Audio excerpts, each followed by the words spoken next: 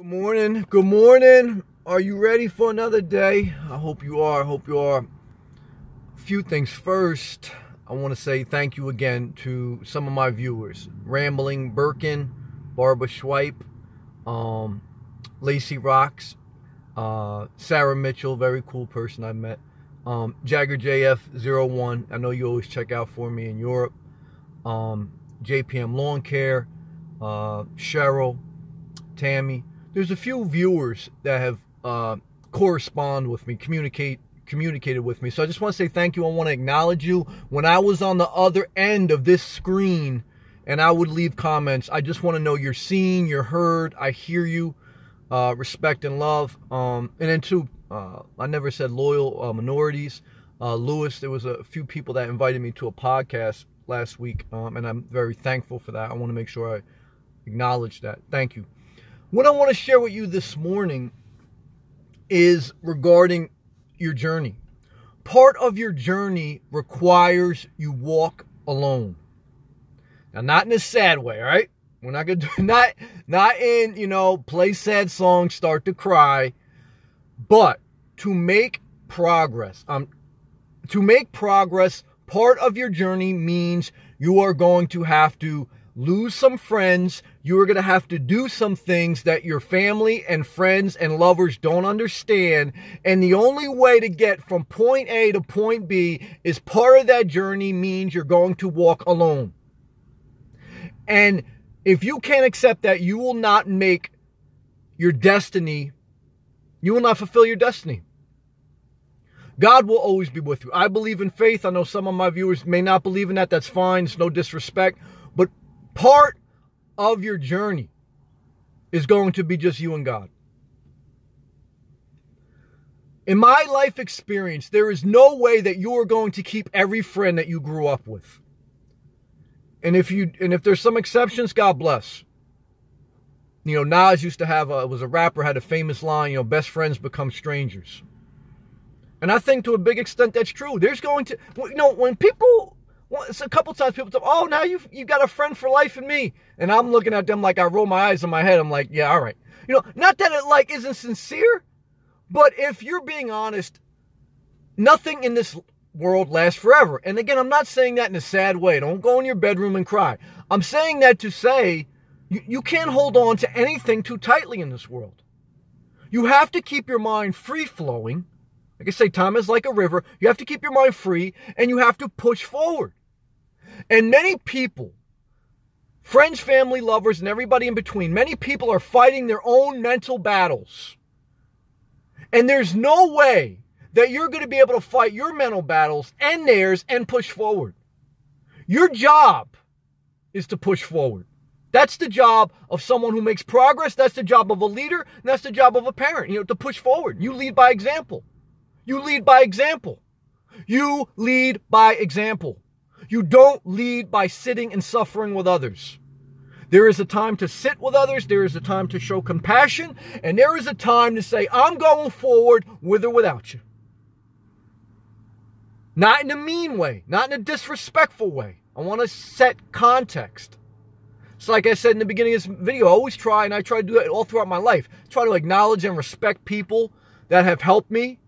People in the faith world, sometimes I get pissed, but, people in the church world that have helped me, Christ Church, Pastor Rosalind, Pastor Wayne, even though I don't kick it with them anymore, people in my Catholic church, St. Helena's. There's different people in my journey that I don't mess with anymore, but I still thank God for them, and they know that because, when I was with them, it was real.